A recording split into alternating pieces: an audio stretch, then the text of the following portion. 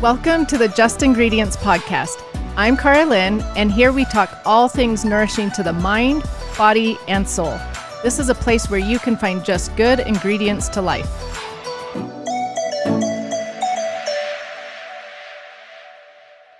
Everyday makeup and skincare often contains ingredients like artificial dyes, formaldehyde releasers, parabens, and phthalates. Switching out so many products can be overwhelming, but I love how easy my favorite clean beauty company makes it for you. The company is called Naked Poppy, and they have a free beauty assessment on their website that will match you with the best makeup and skincare for you. What I love about Naked Poppy is that they do all the work for you, and the products are really, really good. They're test-driven by beauty experts and just like what you'd find at the makeup counter. So you look beautiful, and it's way better for your health. It's so easy and has saved me so much time. Naked Poppy curates the best items from dozens of independent clean brands. Their scientists vet every product at the ingredient level for safety. Everything is 100% cruelty-free, and it looks amazing on. Naked Poppy recommends perfect for you products based on things like coloring, skin type, allergies, and beauty goals. Take your free beauty assessment today and get your matches. Go to nakedpoppy.com and get 10% off your order with code CARALYNN. That's KARALYNNE. Dr. Bradley Campbell is a holistic physician and runs an integrated holistic clinic just north of Chicago, Illinois. He is finishing 10 degrees in natural health care, utilizing not only traditional chiropractic medicine, but also integrates functional medicine, acupuncture, applied kinesiology, nutrition, and more into his work. He has a passion for helping people be their own best healers through his new online community, Campbell Care. Welcome to the show. Today we have Dr. Bradley Campbell with us. I actually am really excited to talk to him. He has been on Instagram, social media, trying to teach people about the immune system, the virus that's been going around, things like that. So thank you, Dr. Campbell, for being here, and welcome to the show. Thank you so much for having me. I'm super excited to talk to you today. Oh, good. Well, I'm excited to pick your brain about the immune system, viruses, things like that. So why don't you tell my listeners just a little bit more about yourself, your background, and the type of medicine that you currently practice? About myself, I'm a holistic physician based outside of Chicago, Illinois. I run a practice with about 5 or 6 different practitioners. We practice truly integrative holistic medicine. So we integrate Eastern and Western. I went to acupuncture school and did some Chinese herbal medicines training. I went to the naturopathic and chiropractic school west of Chicago, Illinois. So I have kind of a good background in terms of conventional allopathic medicine, as well as the kind of Western natural medicine and a lot of Eastern medicine. And the way I practice is usually doing a long history and exam on every new patient. And then we dive into lab testing, blood work, hair, functional stool testing, urine testing, heavy metal testing, whatever that person needs, whatever they're interested in or curious about. We really try to get to the root cause of their problem, which many call functional medicine, but is really just good medicine. As you know, it's like if you try to figure out why something is happening, that's what a good medical detective does. And unfortunately, a lot of doctors just don't have enough time to do that. So we're able to get outside of the insurance-based model into a cash model and really help people with physical issues, structural issues causing pain. We're helping them with a lot of stress and sleep, those type of issues. And mental health issues. We're also helping a lot of people with chronic health conditions, whether it's types of diabetes, autoimmune disorders, heart conditions, fatigue, and immune system abnormalities. I love it. I love that you find the root cause. I wish all doctors would do that. I understand that that's not the case. But I really believe a lot of our illnesses have a root cause, and there's something underlying to the symptoms, and we just treat the symptoms a lot of times. So thank you for practicing that and helping people find their root cause. Thank you. I find it's a much more rewarding way to practice, and patients love having an answer as to why they're feeling the way they are, rather than just throwing a pill or an herb or a medication at a problem. It really helps them learn so that they can prevent it from ever happening again or prevent other suffering in their life as well. Well, right. You want to know why you feel crappy or why you're tired or whatever, right? Makes logical sense. Exactly. It does. So, I want to talk to you today about the immune system and about immunity since it's such a hot topic out in our world today. So, let's just start at the basics for my listeners. What exactly is the immune system? So, the immune system is a collection of organs inside of our body that help us to differentiate us from other. It basically is the old way of thinking is that it's protecting us from external invasion, almost like we have a castle, our body's a castle, and you're protecting invaders from breaching your walls and invading your body. So that is including your skin, which is like the outside barrier of your castle. It includes your different organs, whether it's your thymus and your spleen, your lymphatic system, which is kind of like the sewer underneath of your castle or your house. So it's basically like there's various organs that play a role, and the immune system is all over your body. We'll get into it, I think, a little bit later, but the majority of your immune system, function-wise, comes from your intestinal tract and your digestion. So it's all over, but basically what it helps you do is process microbes, whether it's bacteria, viruses, parasites, spirochetes like Lyme disease, different forms of what we'd call like invaders or pathogens or allergens as well, like seasonal allergies, cat hair, dog hair, and decides whether or not those things are good for us or bad for us, whether they're friend or foe, and whether we need to include them in our body and our internal ecosystem and adapt to them, like inviting a friend over for dinner, or whether they're like a Game of Thrones enemy who's going to kill everyone at dinner. So that could be like Lyme disease, where it's not so friendly. So I'd say that's the general concept. And I think thinking of it as protecting us from good or bad germs or microbes or external influences is probably the best way to think of it. It also would protect us from different chemicals or toxins or, pesticides and things of that nature as well. That's a great way to explain it for people to understand. So, a lot of people think that the immune system is only working when they're sick, but by hearing your explanation, the immune system must always be working then. Yeah, it's definitely always working. We always have a skin that's constantly regenerating. It's beautifully, innately intelligent. We don't have to think about it the same way we don't think about our heart pumping. We don't have to think about taking every breath. We don't think about regenerating a slight cut or a paper cut that we got on our hand. It just does it on its own. We don't really have to think about the various forms of good and bad bacteria, probiotics or bad bacteria inside of our intestines. It just kind of manages itself. So in the same way, we don't think about moving our lymph. We don't think about creating T cells or B cells from our thymus or our spleen or our bone marrow. We don't think about flushing our tonsils with fluid and water. We just kind of get thirsty and drink water, which helps our lymphatic system. We move, which helps our lymphatic system pump. We stretch and have gravity, which activates our bones and our bone marrow. So a lot of it we don't really have to think about, but it's constantly working, constantly keeping us safe and protected or balanced between what's outside of us and our external ecosystem and our internal ecosystem. Oh, I like that explanation. So, talking about all these things just working without us thinking about them, where does antibodies play a role in the immune system?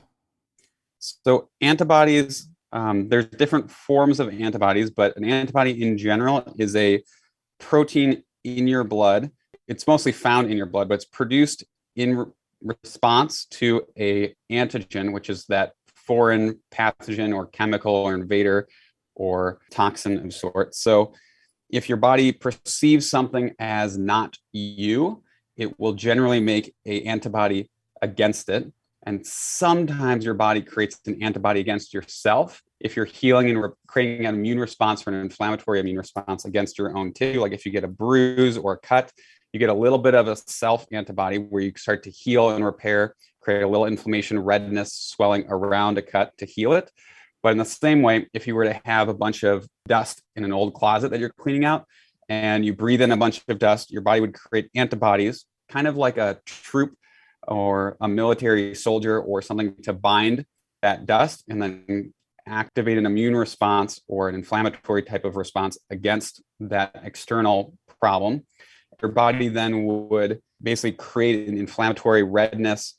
You probably start sneezing. You might get a little red faced. You might get a little like runny eyes or nose, some swelling or edema or fluid to basically flush that external thing out of your system or out of your lymphatic system. And excrete it in your sweat or your breath, or every pee or every poo is kind of a way to excrete things out of your system. So, how do antibodies play a role in defending against viruses then?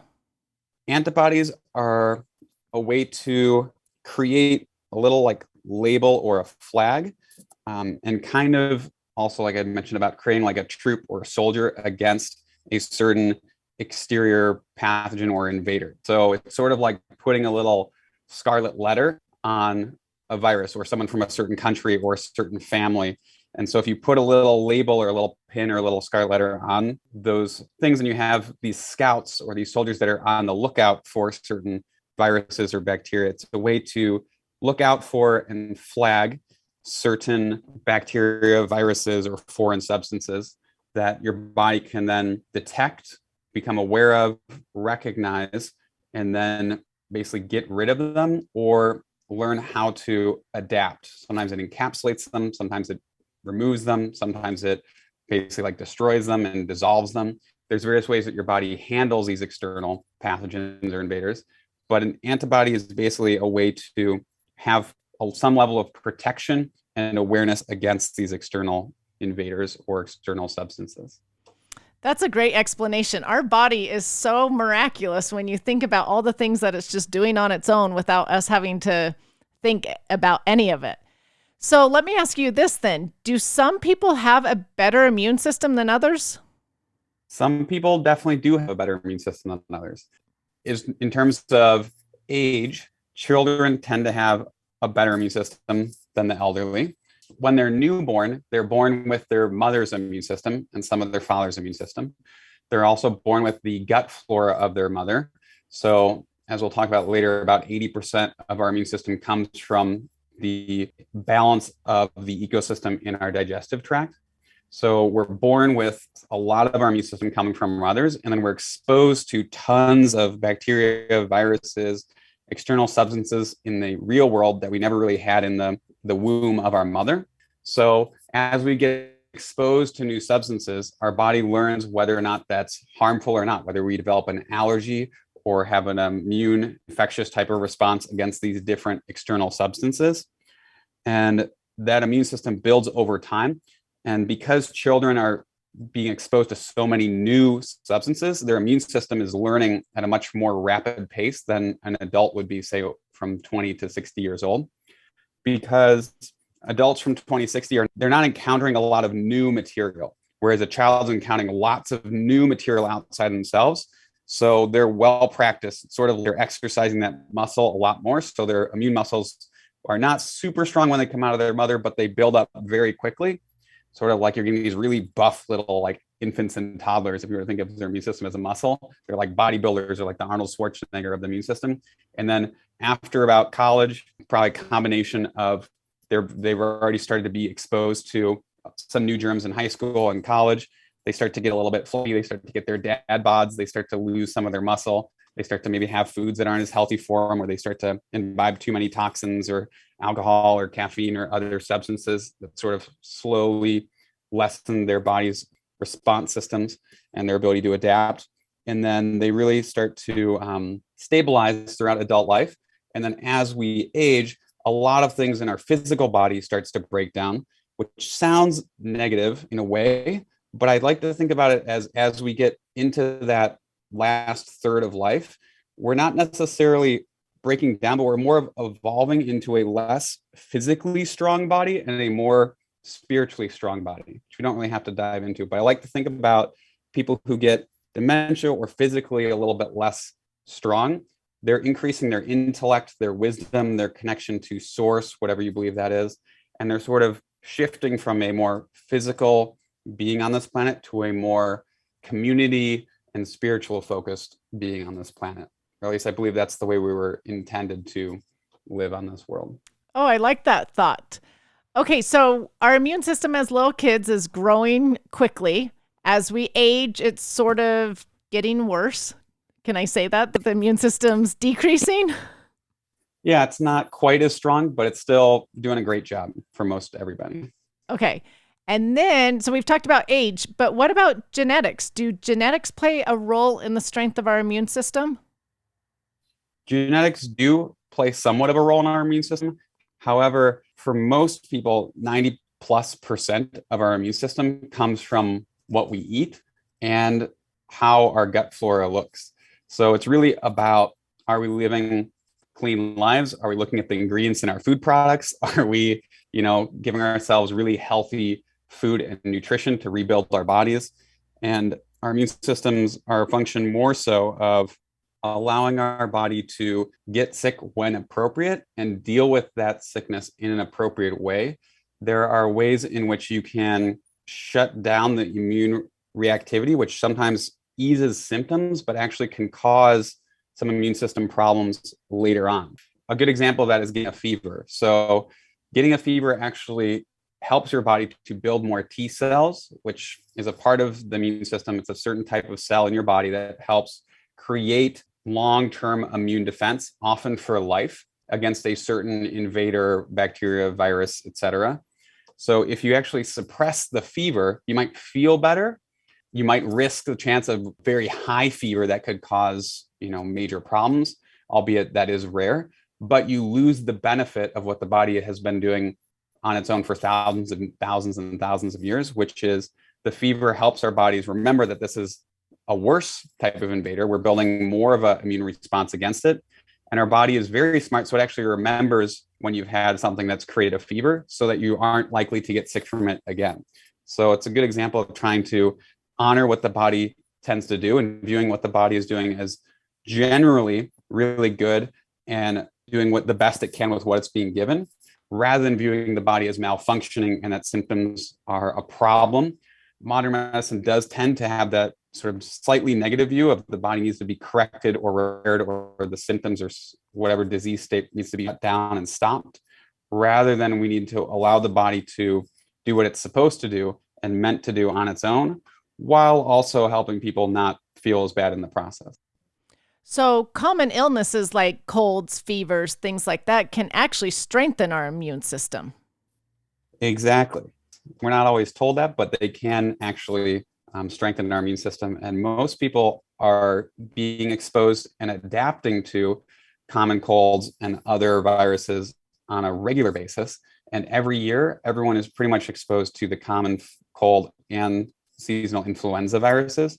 Most of us don't have to get sick. We can just adapt without having major symptoms or illness or even fever, but we are constantly exposed to the different germs in the ecosystem. If you were to take someone's exposure for a whole year of all of the viruses that they were exposed to in just the square meter around their body for a whole year, there would be more viruses in that space than there are stars in the entire universe. Wow, that's incredible. So, talking about being exposed, I'll just tell you this little thing. We tested our kids for antibodies for COVID, and my son's antibodies actually tested really high. And they were like, "Oh, was he just recently sick with COVID?" And we were like, "No, not that we know of, has he had it, because he's been healthy." And they were like, "Oh, yeah, he just must have been exposed to it then."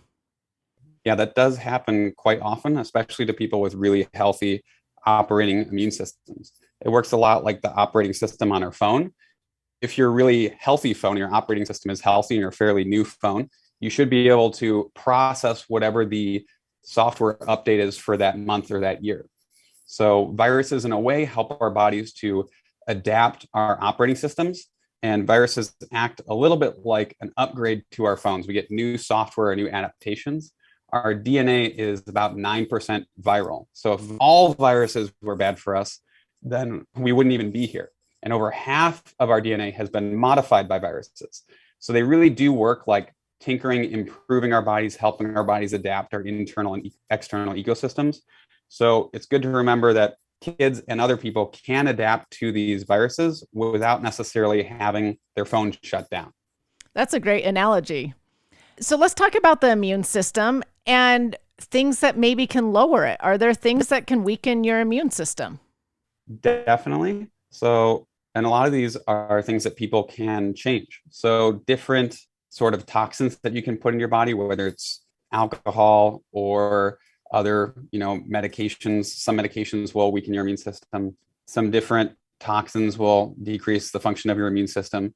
A lot of inflammatory food will decrease your immune system. So whether that's fried food, not air fried, but like deep fried food, whether it's other inflammatory food, processed sugars, artificial dyes, and things of that nature, inflammatory vegetable oils, could be, grain-fed meat rather than grass-fed meat. All the inflammatory foods will lower your immune system function. There's also, I read an old study of any amount of our added artificial sugars or processed sugar over 10 grams will lower your immune system function for even up to 24 hours. There's also research showing that a decrease in sleep duration will cause a lowered immune function as well. So people who are chronically sleep deprived, whether that's from sleep apnea, which a lot of people don't realize they're having some snoring and they actually might have some minor sleep apnea, or just people with insomnia and other mental health stress will not only lower your sleep, which will lower your immune function, but chronic stress states of anxiety and depression will for sure impact your immune function as well. There's a whole field of medical study. It's a little complicated, but it's called psychoneuroimmunology. It's basically the impact of your psyche and your nervous system on your immune's ability to function.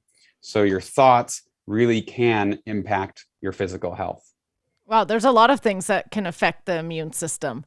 When you said many things. When you said 10 grams of sugar, I sort of laughed because I'm like, that's most of America then having issues with their immune system, because the American Heart Association says to have less than 24 grams of sugar a day. And that's hard for some people. So 10, that's crazy that's affecting our immune system. And I think they were referring specifically to 10 grams in a specific drink or food, like added 10 grams of sugar to, let's say, like a yogurt, or added 10 grams into a sports drink or a Gatorade or something of that sort. Oh, that's so interesting. But it definitely helps to realize most Americans do for sure have issues with their immune system. But in general, 99+% of people are doing okay adapting to the current ecosystem of the germs that are spreading around. So it helps to remember that despite the fact that most Americans are probably compromising their immune systems with diet, with lifestyle, despite the fact that we have 70% of Americans who are categorized as being overweight, another 20% on top who have, some high risk factors of heart disease, I think it's also good to remember that we are generally able to adapt, even if you have an old iPhone, even if your iPhone's been thrown in the toilet and it looks really healthy, but it's actually been waterlogged in the toilet a bunch of times, almost everybody can still adapt to what's been going around the last year or two. I love your analogies. You're making it nice and easy for us to all understand. So thank you. Okay, we talked about how food plays a role in the immune system with lowering it, but can nutrition play a role in strengthening our immune system? Definitely. There's so many different components, vitamins, minerals, other bioflavonoids and things, biochemical compounds that really aid our immune system in functioning better. A lot of people think of taking pills for our immune system or taking, vitamin supplementation, but it doesn't have to come from a supplement. It can also come from just the general food that we consume. If you eat the rainbow or you eat seasonally, or you eat more organic food, or you eat local processed food, that all has tremendous benefit.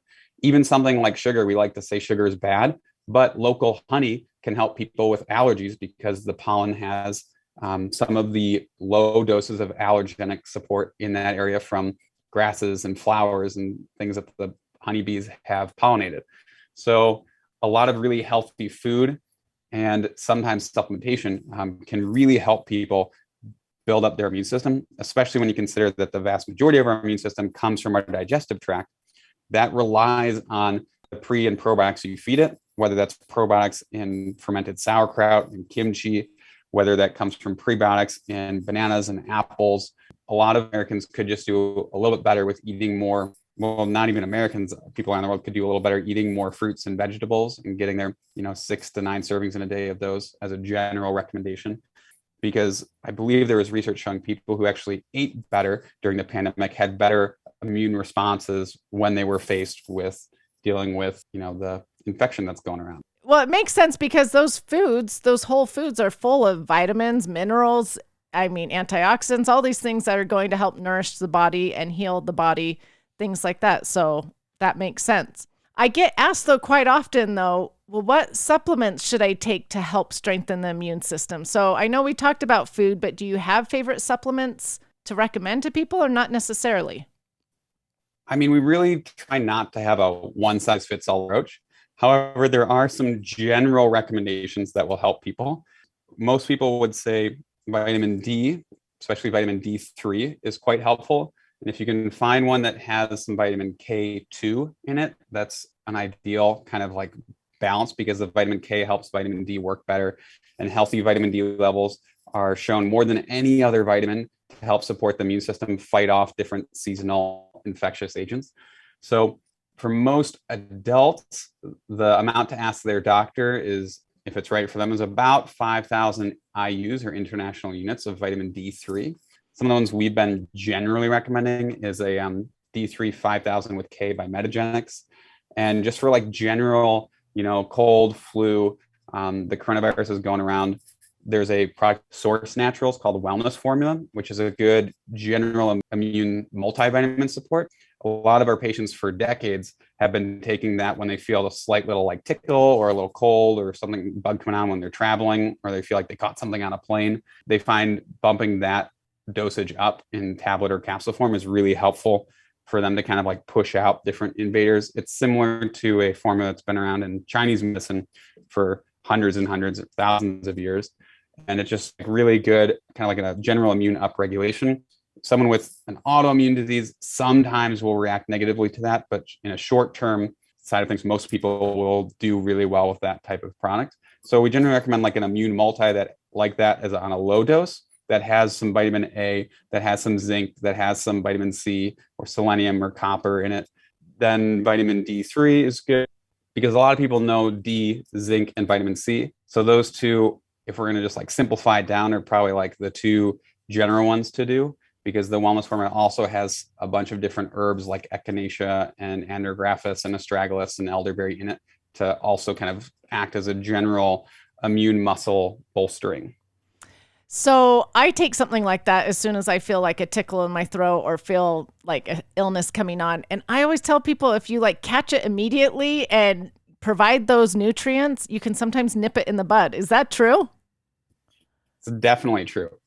It's most important to catch it right away, because like a lot of the medications that are being promoted or not, or that have gotten politicized or not, if they're an antiviral replicator or the herb shows antiviral replication function, then you want to start them while the virus is replicating, which is often before you get symptoms and for the first day or so of symptoms. So if you start feeling just the hint of symptoms come on, then you're almost too late. So you really want to get on that within a day or two. So you want to have something ready, whether you get it from the store or you have, whatever you believe in, whether it's this wellness formula, whether it's, we use Virusid by Orthomolecular, whatever it is, whether it's echinacea or any other herbal blend or elderberry, you generally want to take that at the first sign of feeling sick.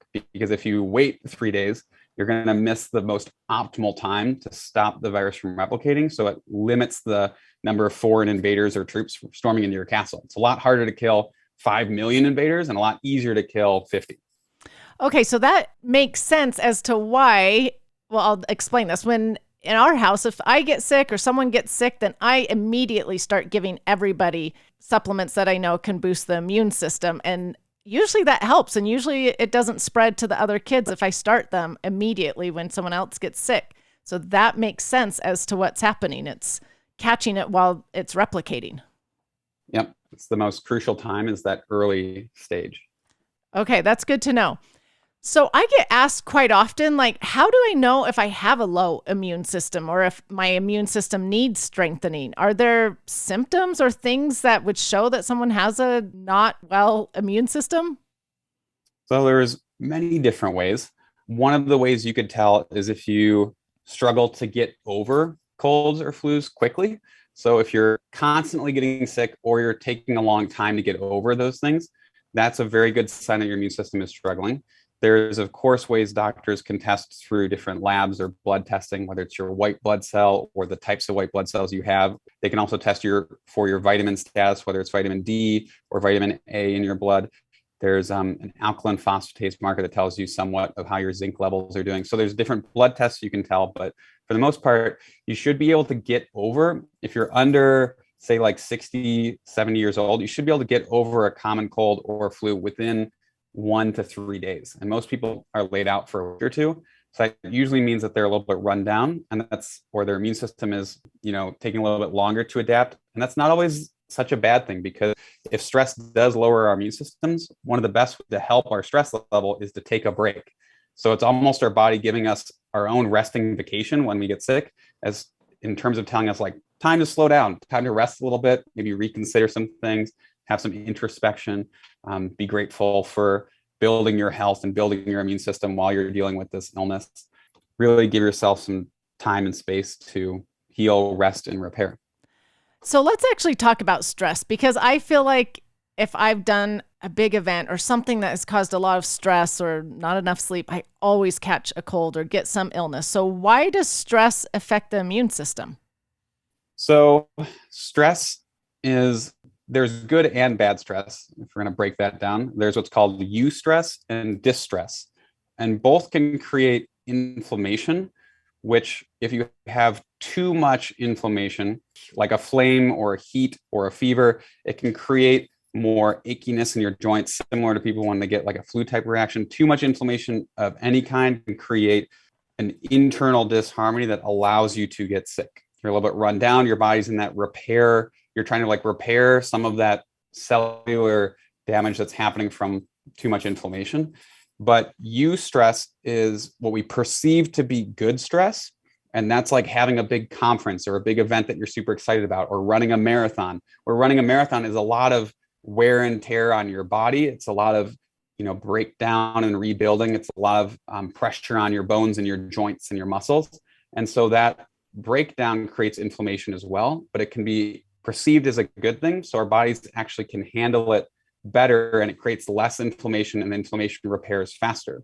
There's also distress stress, which is stress that we perceive to be negatively impacting us, or that we don't approve of consciously or subconsciously. And that's stress like conflicts with our spouse. That's stress with maybe a kid who's struggling with a mental illness.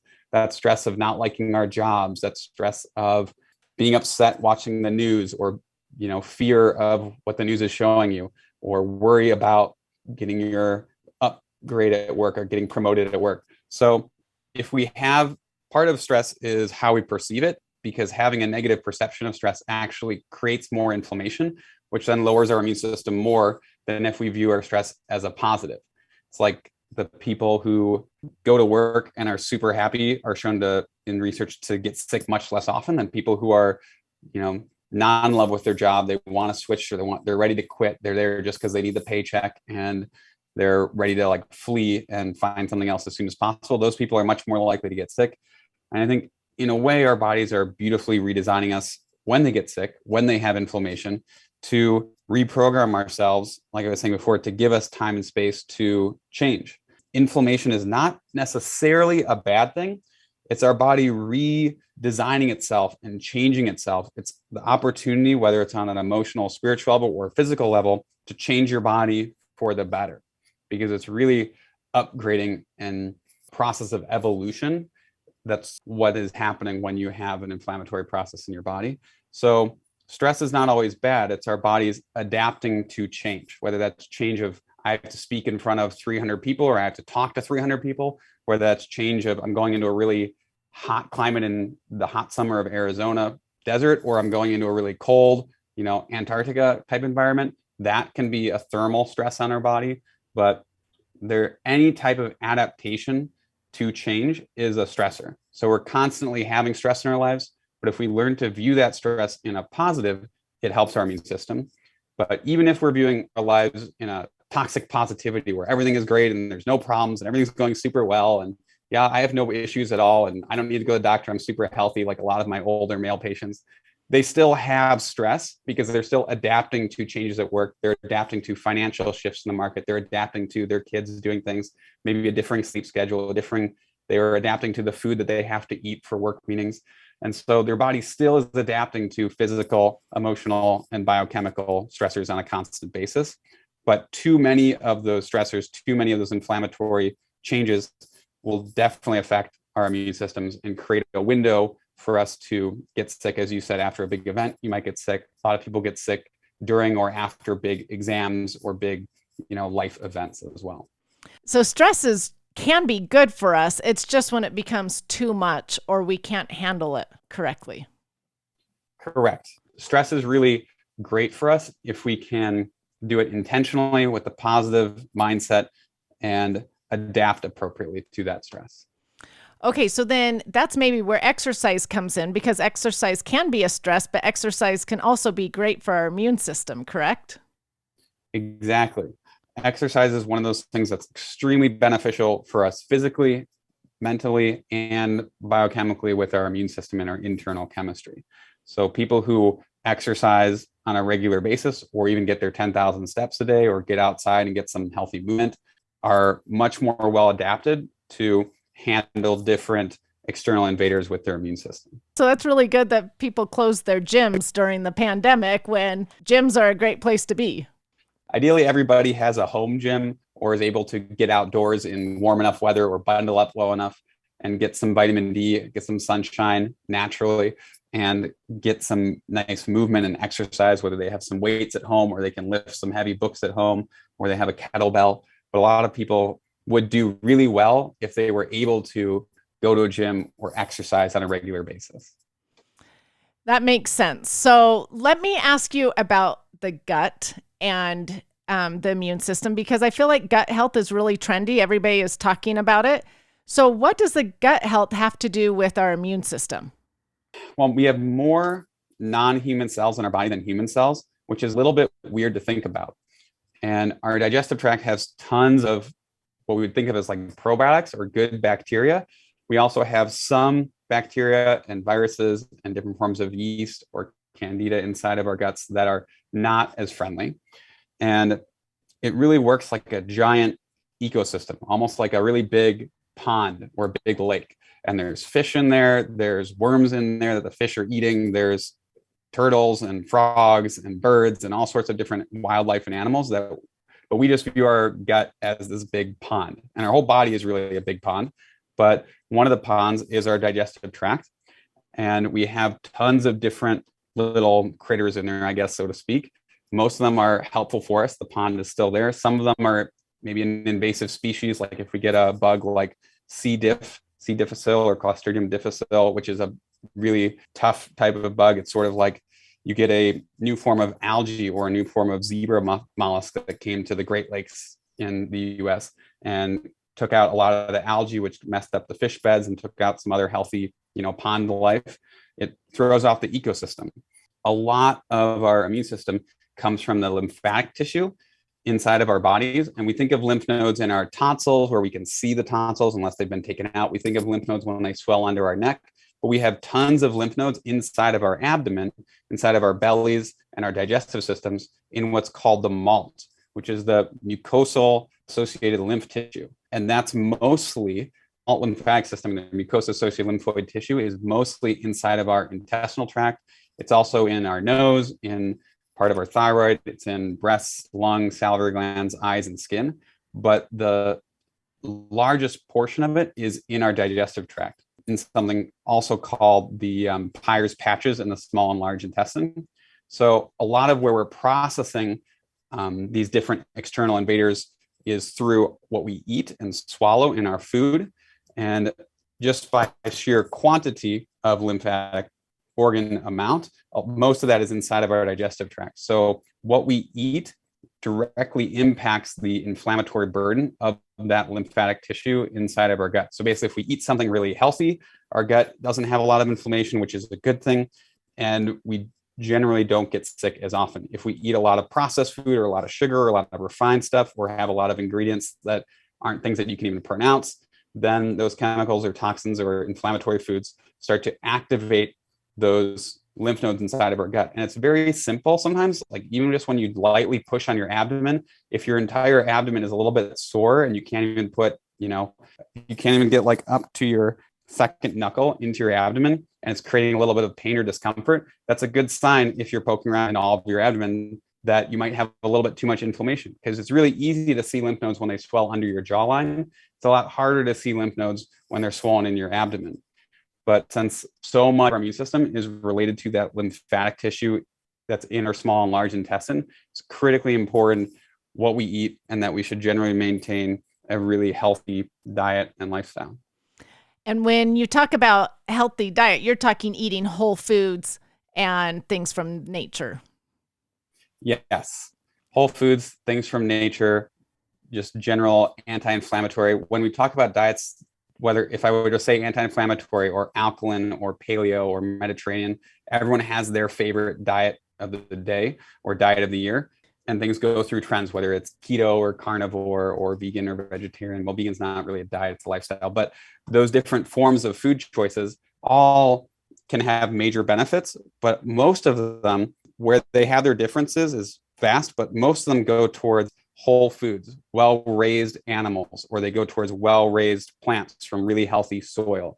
And they're mostly talking about eating real fruits, vegetables, nuts, seeds, grains the way they used to be raised, not chemically altered, more natural, whole food based diets. Right. Okay, so I love how you explained the gut and the immune system. So the lymphatic system plays a huge role in the immune system. So is there anything we can do to support our lymphatic system, or it's mainly the good foods and water again? So movement and water are probably the most important things we can do for our lymphatic system. Muscle contraction is what moves the lymph tissue in your body. So if you're, they say sitting is the new smoking. So if you're sitting all day, you're not going to be moving your lymph tissue as much. So the muscles pump that lymph through your body. A lot of people talk about saunas or dry brushing, which can be very useful adjunct support in order to help your immune system. Sweating is really good for your immune system. So whether that's from exercise or whether it's from living in, Phoenix, or whether it's from hopping in an infrared sauna, those are, or even a dry sauna, those are all helpful for your immune system because that water movement or the sweating helps excrete a little bit of toxins. It helps open your pores. It helps move your lymph fluid a little bit more. As well as dry brushing is a method of physically getting a brush to basically massage some of your lymph nodes, whether it's down from head down your neck into your torso, whether it's underneath your armpits, whether it's in your inguinal canal. You can just Google something as simple as dry brushing and find ways to basically help support your lymph system. But those things pale in comparison to getting movement and just hydrating. Oh, and that's so good to the know. number one thing is, right, the number one thing is just don't aggravate something that's already working really well. So don't aggravate your lymphatic system with extra inflammatory foods or chemicals. And then just try to give it the basic things it needs, which is just movement and adequate hydration. Oh, that's really good to know. So I have a question for you. If sugar affects the immune system, stress affects the immune system, not moving affects the immune system, and this explains most of America, why don't you think we're educating more about the immune system and how to strengthen it and support it? That's a really big question. And I don't have the direct answer, although I think we've been somewhat programmed into thinking that our health comes from an external source or a savior of sorts. And I think modern medicine is absolutely amazing. I have friends and family who are directly involved in surgery and the ER and saving people's lives and on some of the COVID hotlines, helping people. My own mother has been on the COVID hotlines, helping people decide whether to go to the hospital or not for most of the pandemic. And so there's this amazing miracle of modern medicine. And I think we've sort of accepted that we can live a lifestyle however we want. You can just live a very unhealthy or a sedentary lifestyle, and modern medicine will come in and save you at the last second. And unfortunately, your immune system is not something that can be saved by an exterior source easily. There are medications that are antiviral replicators. There are tons of treatments that will save your life when you're in an acute crisis. But developing your immune system is like developing healthy, strong muscles. You can't just take a pill and get a strong muscle unless it's, I guess, a steroid, and that's still going to have major consequences. So there's really no pill that we have yet or no injection that we have yet that can build strong muscles as a healthy immune system in the same way that a healthy sleep schedule, hydration, exercise, and diet and food intake can do. So I think we've been so conditioned in towards a pill being able to solve our suffering or help us with our suffering that everyone was kind of hoping for that easy out. They wanted that instant gratification of hopefully this pill or this injection can really solve everything and be the miracle cure we've been looking for. And what we've realized is some of those things are miraculous, but they are not the be all end all magic bullet to end this weak immune system and the unhealthy diet and lifestyle that we have in our culture at this moment in time. I love that. We have to do our part as well. We've got to take accountability and work on our health and just not rely on something else to take care of it for us. So if someone is listening to this podcast and they're like, oh, shoot, I probably don't have the best of health or the best immune system, where do you suggest that they start? I think just the basics. And I think you can externalize the knowledge to someone else. You can go learn from Joshua Red, right? You can read his book or my book, or you can follow the people on Instagram like your account who are great at helping you find healthy foods.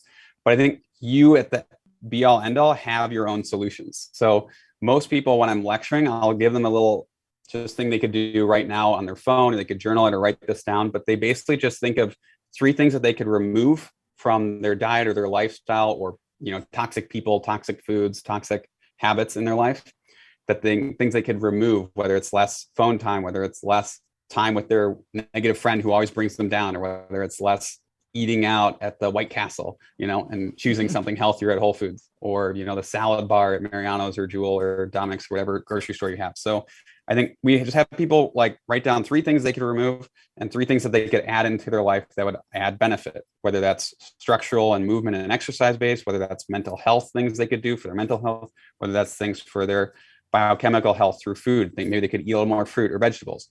And if you just write down 3 things that you could take away and 3 things that you could add, and then you just choose 1 good and 1 bad thing, 1 thing to add in, 1 thing to remove, your ego, because it is your ego and you can't really get rid of it, is going to end up doing that at some point. So just having that awareness where you write it down and it's basically like you're making a goal without realizing you're making a goal. You have the answers. So if you write down 6 things, most likely at least 1 of those 6 or 2 or 3 of those 6 things, you'll start to do within the next coming weeks or months. So just awareness by itself, bring that up into your consciousness of wow, I could be doing something better. Those baby steps of habit stacking is what creates long-lasting change. It's not diving in and making this huge lifestyle change that's not really easy, and it's not something that you can sustain for a long period of time, but it's those slow habits over time that really start to impact people. A lot of people, when they start going to the gym, they also start drinking more water because they're thirstier. They also start eating better. So it could be just 1 little good goal and 1 little thing to remove that really changes your life forever. That's actually great advice. I love that. I always tell my listeners, 1 little step at a time, and all these little changes over time will add up to a healthy lifestyle. So I love that you say that. That's great advice about 3 things to add and 3 things to remove. Thank you so much for being here on the show today. I really appreciate you taking the time. Tell my listeners where they can find you and where your book is and things like that. So they can find me on Instagram. It's at dr.bradley Campbell. And they can also find my book on Amazon. It's an ebook and print book called Do I Have Adrenal Fatigue by Dr. Brad Campbell. And then they can also find me at www.campbellcaremembership.com. So we just launched a new membership platform that's helping people get healthier. And in the next 6 to 12 months, we're hoping to have it funded as well by my nonprofit organization so that people who are lower income or students can also have free access to some great healthcare education.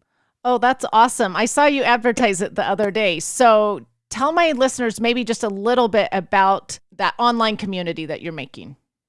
So we're basically releasing it's called a Foundations of Health course. So more than this, add in 3 things, remove 3 things. It's a way for people to get educated on what is their body, what comprises their health, what are these organs and tissues in their system, how do they start to analyze how healthy they are or are not, and improve on those things. So it's more of a primary course to assess and start to get your own life much healthier. It also includes discounts on supplements. We have lab testing coming soon. We have a community app that's available right now. It's for Apple. It's coming soon for Android, and it's online.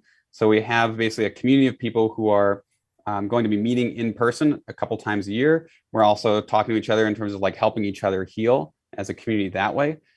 We're creating monthly courses, new courses coming out every month that are helping people heal from Hashimoto's or heal from irritable bowel syndrome or heal from adrenal fatigue or heal from chronic mold illness. So we have a steady stream of content that comes out that's available for people. And then all of the videos that I've been doing in the last 2 years, we've been putting out daily video content and a bunch of weekly Q&As in terms of health topics.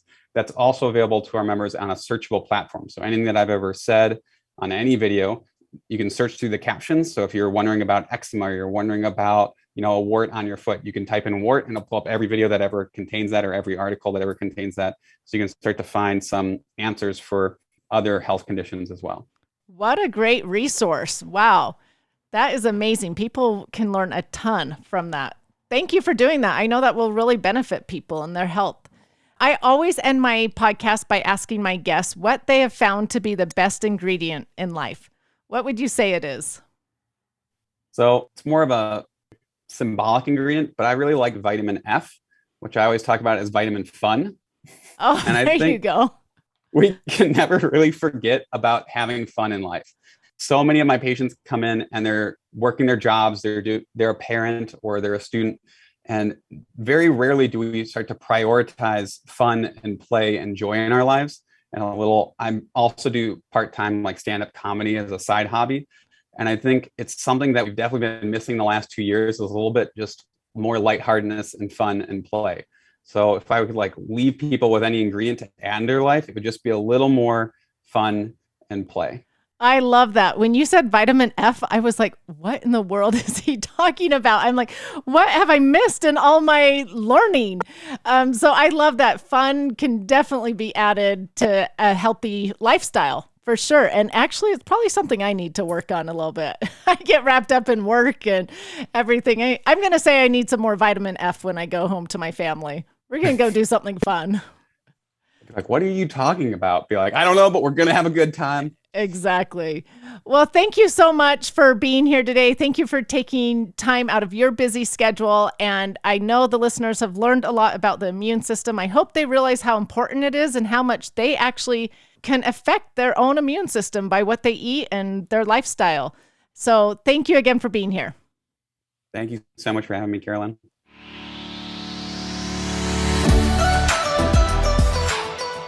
Thank you so much for listening. Remember to subscribe to the Just Ingredients podcast to learn more about your health and good ingredients to life.